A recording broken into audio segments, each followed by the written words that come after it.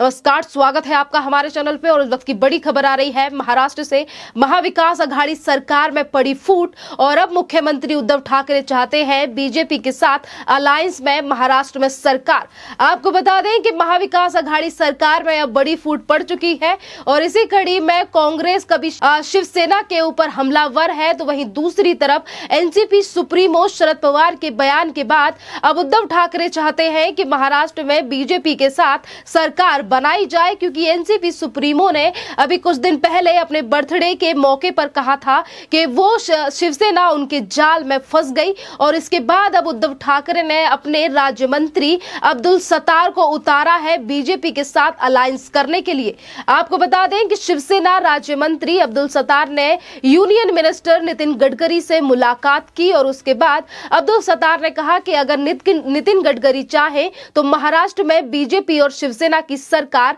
बन सकती है। और नितिन गडकरी मुख्यमंत्री उद्धव ठाकरे से मुलाकात करते हैं तो शायद जल्द ही महाराष्ट्र में बीजेपी और शिवसेना की सरकार बन सकती है। आपको बता दें कि जिस तरीके से अब्दुल सत्तार का ये बयान है और बार बार पे उन्होंने जोर दिया है कि नितिन गडकरी अगर चाहे तो महाराष्ट्र में बीजेपी और शिवसेना की सरकार बन सकती है, क्योंकि नितिन गडकरी एक ऐसे नेता हैं जिनकी अभी तक जो संबंध है वो उद्धव ठाकरे से भी अच्छे हैं और बीजेपी के वो नेता है। और इसी कड़ी में अहम माना जा रहा है कि क्या कहते हैं नितिन गडकरी। हालांकि इस मुलाकात को लेकर अभी तक नितिन गडकरी की तरफ से कोई बात सामने नहीं रखी गई है, पर शिवसेना नेता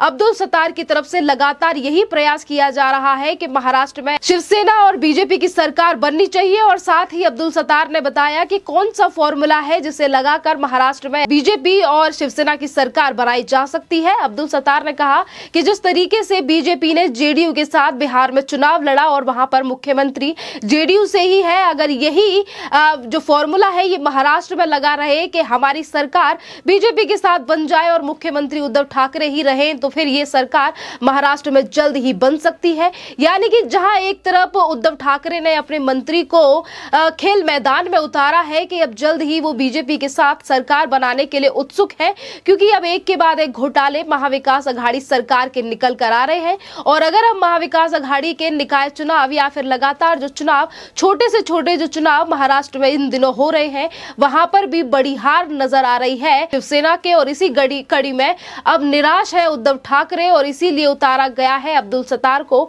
बीजेपी के साथ हाथ मिलाने के लिए, क्योंकि जहां महाविकास आघाड़ी सरकार के जो नेता है वो एक दूसरे के ऊपर हमलावर है, जहां अपनी ही पार्टियों की पोल पट्टी सरकार के मंत्री खोल रहे हैं, तो वहीं दूसरी तरफ एनसीपी के सुप्रीमो शरद पवार के बयान को लेकर अब फूट दिखाई दे रही है महाविकास आघाड़ी सरकार में। और यही बड़ा कारण है कि आज उद्धव ठाकरे जिन्होंने 2019 में खुद एनसीपी और कांग्रेस के साथ मिलकर ये महाविकास आघाड़ी सरकार बनाई थी। और अगर हम बात करें राज्यसभा सांसद संजय राउत की, तो वो लगातार इसी बात को दोहराते हैं कि हमारी सरकार को बीजेपी नहीं तोड़ पाएगी और हमारी सरकार 20 से 30 साल तक महाराष्ट्र में आज चलेगी। और आज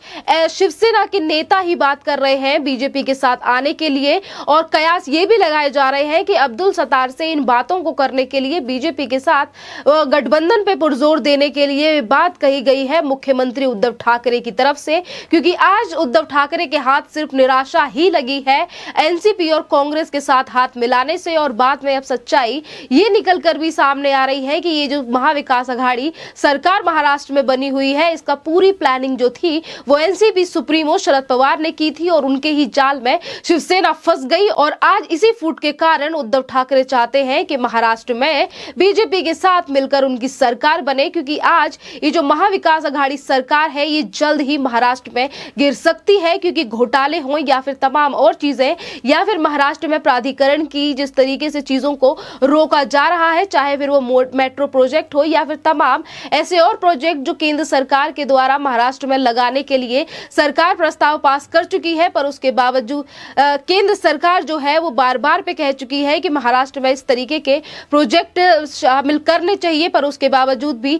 ये जो तीन सरकारें हैं इन तीनों के ये जो बिना मेल की जो सरकार है इसकी वजह से महाराष्ट्र की जनता को काफी चीजों का सामना करना पड़ रहा है। और यही बड़ा कारण है कि आज उद्धव ठाकरे की जिम्मेदारी इन चीजों को देखते हुए ज्यादा दिख रही है, क्योंकि शिवसेना से मुख्यमंत्री है महाराष्ट्र में और उद्धव ठाकरे के ऊपर ये ज्यादा जिम्मेदारियां हैं। और आज इन सब चीजों के तले दबती हुई नजर आ रही है शिवसेना। और यही बड़ा कारण है कि आज उद्धव ठाकरे के मंत्री उनके कहने पर बीजेपी के सामने हाथ फैला रहे हैं और ये कह रहे हैं कि बीजेपी के साथ उन्हें सरकार बनानी है। नितिन गडकरी चाहे तो महाराष्ट्र में ये शिवसेना और बीजेपी के बीच में पुल बना सकते हैं नितिन गडकरी। हालांकि आपको बता दें कि अभी तक नितिन गडकरी और बीजेपी की तरफ से इस बात को लेकर कोई प्रतिक्रिया सामने नहीं आई है और देखना अहम ये होगा कि जिस पार्टी ने 30 साल पुराना गठबंधन तोड़ के दो ऐसी पार्टियों के साथ सिर्फ और सिर्फ सत्ता के लालच में सरकार बनाई और आज अगर सरकार हाथ से जा रही है तो वो बीजेपी के साथ फिर से आने की बात कर रही है। अब देखना अहम होगा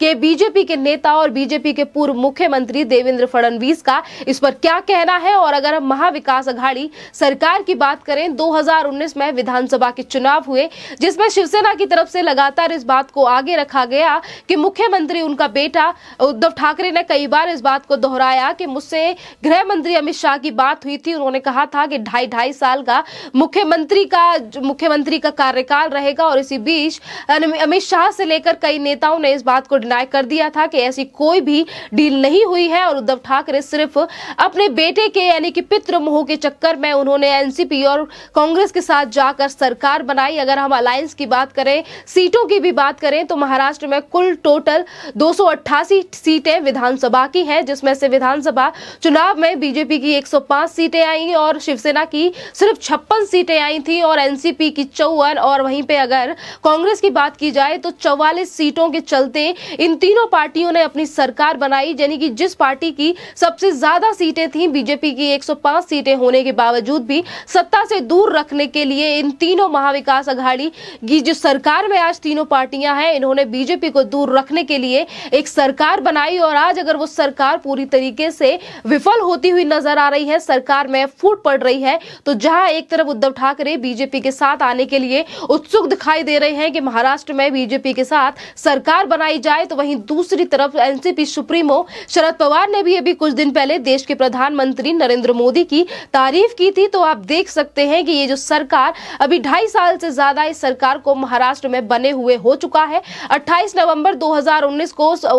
उद्धव ठाकरे ने मुख्यमंत्री पद की शपथ ली थी और उस वक्त पे कहा था कि हम लंबे समय तक महाराष्ट्र में राज करेंगे। हम तीनों पार्टियों ने सरकार इसीलिए बनाई है क्योंकि महाराष्ट्र में काफी ज्यादा गंभीर समस्याएं हैं और हम तीनों पार्टियां मिलकर सुलझाएंगे। पर उसके बावजूद भी पदों को लेकर किस तरीके से इन तीनों पार्टियों में टकराव दिखाई दिया और आज कांग्रेस शिवसेना को लेकर लगातार हमलावर रहती है। तो वहीं एनसीपी की बात करें तो एनसीपी इन दोनों पार्टियों के ऊपर भी लगातार हमला करती है। कभी तीनों पार्टियों के नेता ही एक दूसरे के ऊपर आरोप प्रत्यारोप की राजनीति का खेल खेलते हैं और आज अगर 30 साल पुराने गठबंधन को छोड़कर शिवसेना इन दोनों पार्टियों के साथ सरकार बनाकर महाराष्ट्र में बैठी है और आज अगर शिवसेना के हाथ कुछ भी लगता हुआ नहीं दिखाई दे रहा, तो आज शिवसेना चाहती है कि वो बीजेपी के साथ सरकार महाराष्ट्र में बनाए। और इसी कड़ी में ये भी देखा गया है कि जिस तरीके से इस सरकार के मंत्री संजय राउत हों या फिर तमाम और मंत्री जिनकी तरफ से राज्यपाल का भी अपमान करने की कोशिश कई बार की गई और इन सब चीजों को लेकर अगर आज ये अंदेशे लगाए जाते हैं कि महाराष्ट्र में जल्द ही राष्ट्रपति शासन लग सकता है या फिर जल्द ही चुनाव की प्रक्रिया भी आ सकती है और आने वाले समय में बीएमसी के भी चुनाव है और बीएमसी के चुनाव से पहले लगातार लताड़ लगाई जा रही है शिवसेना के अंडर आने वाली बीएमसी को। तो आज जो शिवसेना खाली हाथ हो गई है, शिवसेना के हाथ में ज्यादा मलाईदार पद भी नहीं है क्योंकि ज्यादा सीटों का फर्क नहीं था एनसीपी और शिवसेना के बीच में और मुख्यमंत्री के पद के चलते शिवसेना ने ज्यादा पद नहीं लिए थे और ज्यादा पदों की बात हम करें तो एनसीपी के हाथ में ज्यादा पद है और आज शिवसेना पूरी तरीके से अपने ही जाल में यानी कि जो एनसीपी के द्वारा बिछाया गया जाल था उसमें अगर पूरी तरीके से फंस गई है और यही बड़ा कारण है कि आज महाविकास अघाड़ी सरकार में ये जो फूट है ये नजर आ रही है और आज 30 साल पुराने गठबंधन को फिर से जोड़ने की बात शिवसेना की तरफ से की जा रही है। और अगर बात हम संजय राउत की करें तो संजय राउत की भी इस बात को लेकर कोई टिप्पणी नहीं आई है और अब्दुल सत्तार जो कि बीजेपी के साथ और नितिन गडकरी को लेकर लगातार बयानबाजी कर रहे हैं। एक तरफ उन्होंने कहा कि मुख्यमंत्री का पद रश्मि ठाकरे यानी कि उद्धव ठाकरे की पत्नी को संभालना चाहिए, तो वहीं दूसरी तरफ वो नितिन गडकरी को लेकर महाराष्ट्र में बीजेपी के साथ सरकार बनाने की बात कर रहे हैं। और इसी बीच आपको ये भी बता दें कि अब्दुल सत्तार काफी ज्यादा करीबी नेता है उद्धव ठाकरे के और इसीलिए यही बातें लगातार सरगर्मियां बढ़ा रही हैं कि आज जो बीजेपी के साथ सरकार बनाने की बात अब्दुल सत्तार लगातार कह रहे हैं, मीटिंग कर रहे हैं यूनियन मिनिस्टर से, और बीजेपी की भी तारीफ कर रहे हैं। वो इसीलिए कर रहे हैं क्योंकि उद्धव ठाकरे की तरफ से ये निर्देश दिए गए हैं और उद्धव ठाकरे अब आज महाविकास आघाड़ी सरकार से किसी न किसी चीज को लेकर परेशान है, क्योंकि आज उद्धव ठाकरे पूरी तरीके से खाली हाथ है। जहां एक तरफ करप्शन निकलकर सामने आ रहे हैं, घोटाले निकलकर सामने आ रहे हैं, तो वहीं दूसरी तरफ कुर्सी का भी डर अब उद्धव ठाकरे को सता रहा है। और इससे पहले भी इनके कई नेता इस तरीके की बातें बीजेपी के साथ सरकार बनाने को लेकर कह चुके हैं। और इस टॉपिक पर आपका क्या कहना है, आप हमें कमेंट करके जरूर बताइए। धन्यवाद।